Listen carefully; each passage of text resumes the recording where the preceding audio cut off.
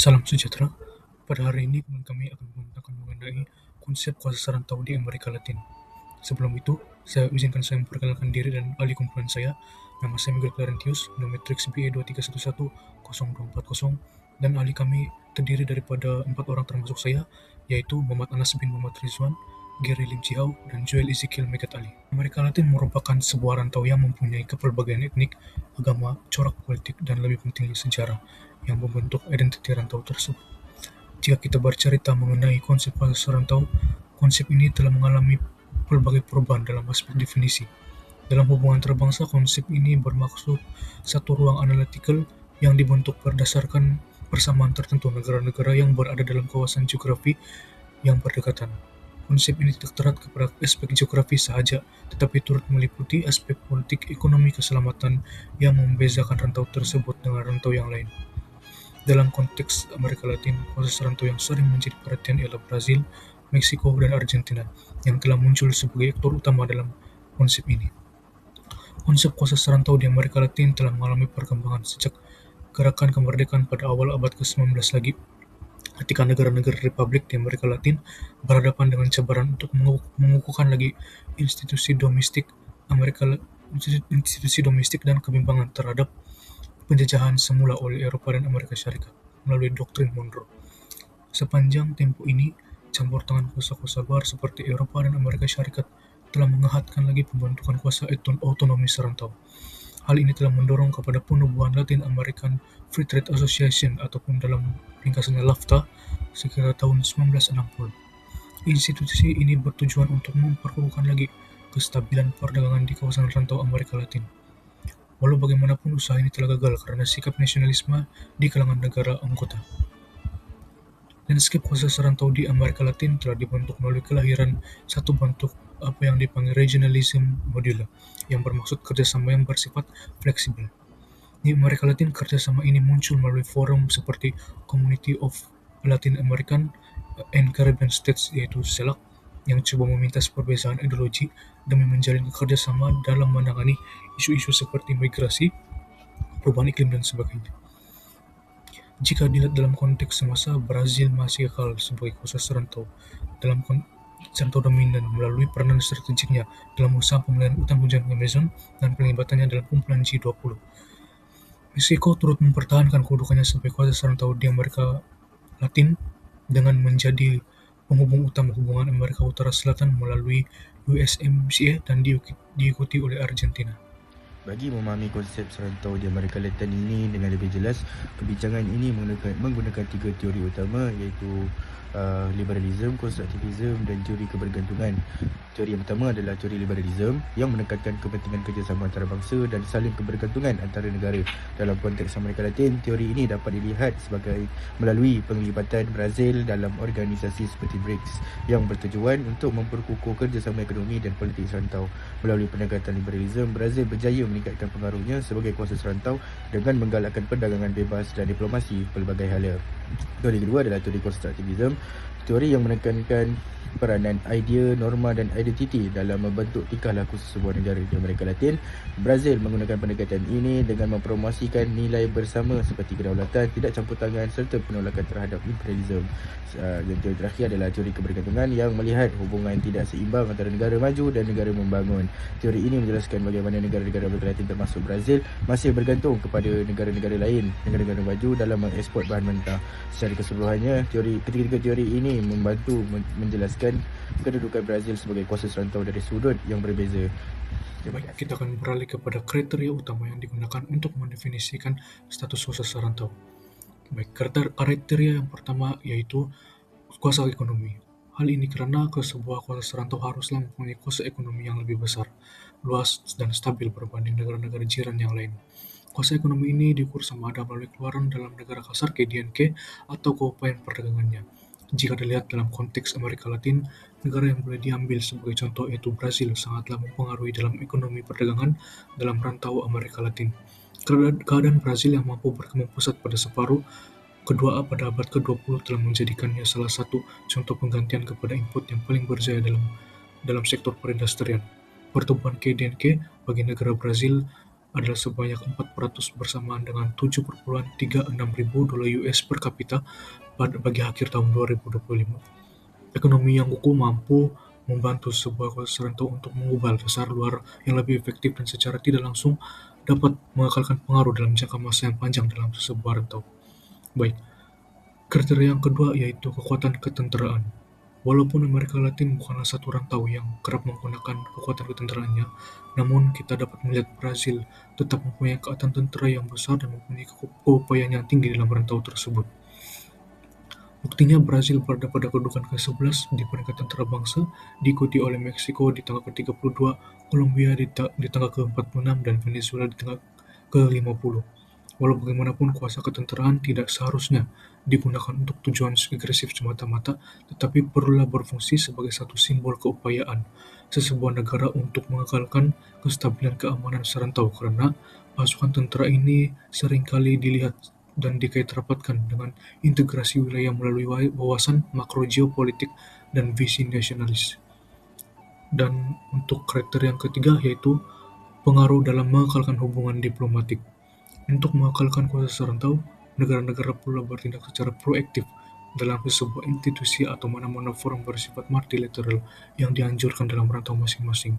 Dalam konteks Amerika Latin, rantau ini telah bekerjasama dan menjalankan hubungan diplomatik dengan Kesatuan Eropa. Dan kriteria yang terakhir yaitu keupayaan kepemimpinan serantau.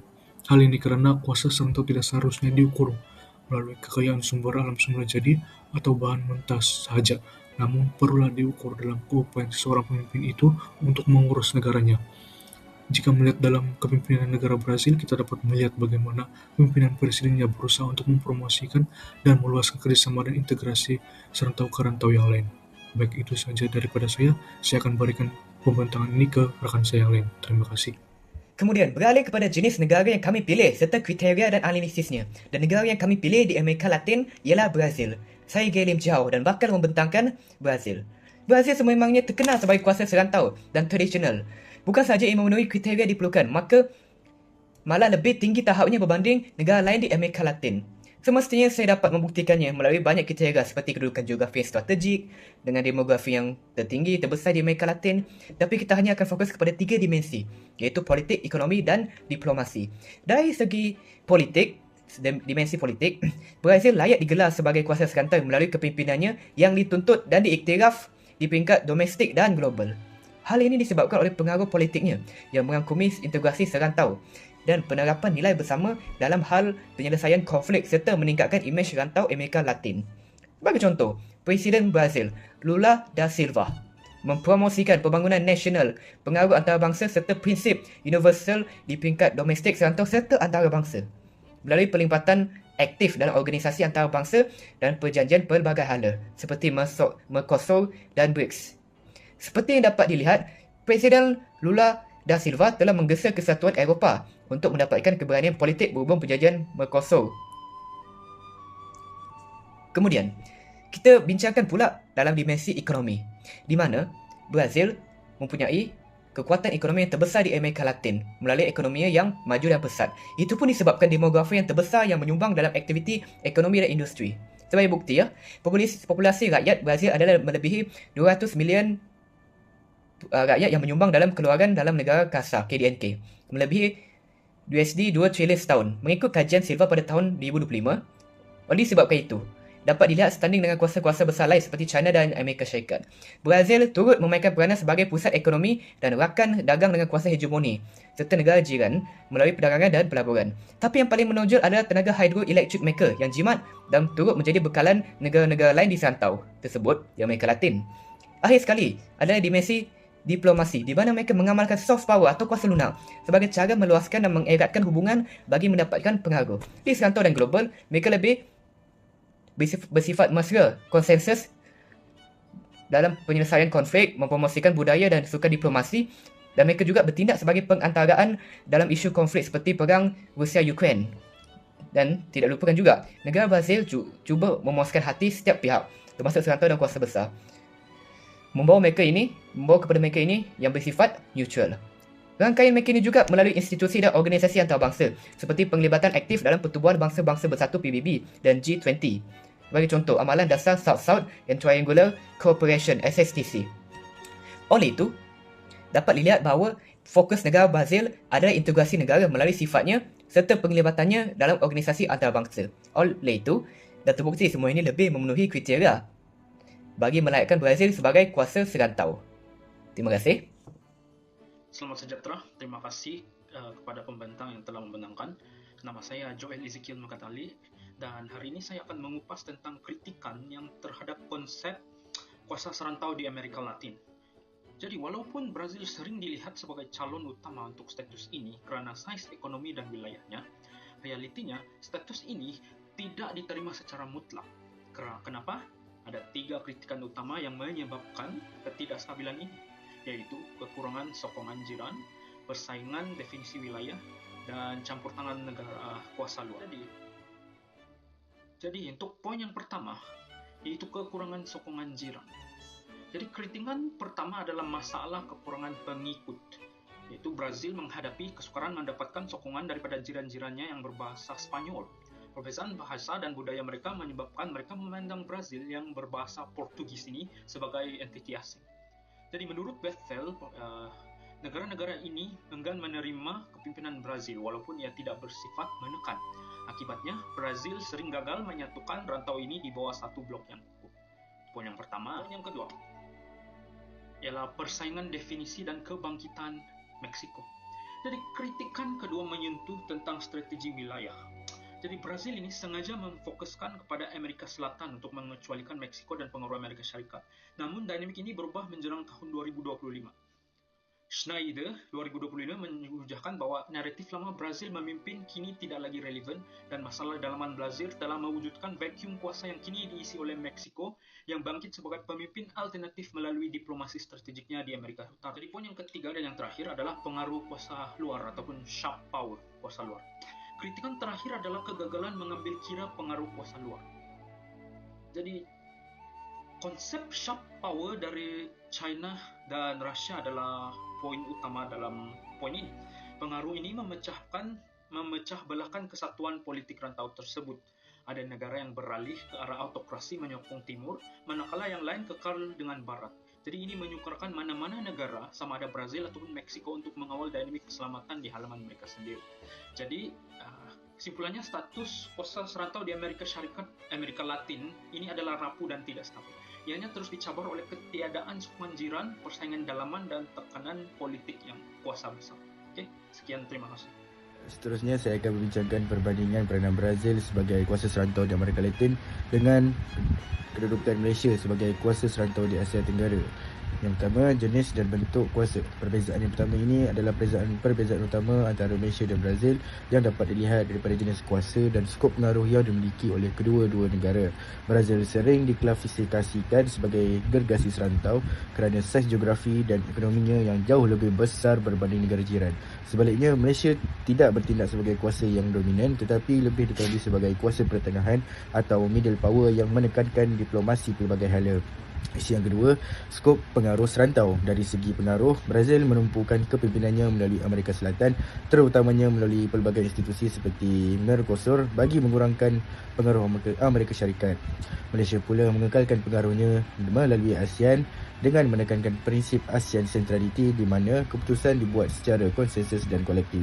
Dan isu yang ketiga adalah hubungan dengan negara jiran. Brazil sering berdepan cabaran untuk mendapatkan kepercayaan negara jiran yang curiga terhadap dominasinya, malah kini berhadapan persaingan besar daripada Meksiko. Berbeza dengan Malaysia, Malaysia beroperasi dalam persekitaran kuasa yang lebih seimbang bersama negara-negara jiran seperti Indonesia dan Vietnam, membolehkan Malaysia bertindak sebagai jambatan diplomatik tanpa dilihat sebagai satu ancaman. Secara kesimpulannya, perbezaan peranan antara Brazil dan Malaysia berpunca daripada struktur kuasa yang berbeza. Brazil memikul beban hegemoni yang semula jadi, manakala Malaysia lebih berjaya menggunakan soft power dan pembinaan konsensus yang terbukti lebih berkesan dan mengekalkan kestabilan serantau. Jadi, sebagai rumusan, konsep kuasa serantau di Amerika Latin ini adalah sangat dinamik dan berubah-ubah.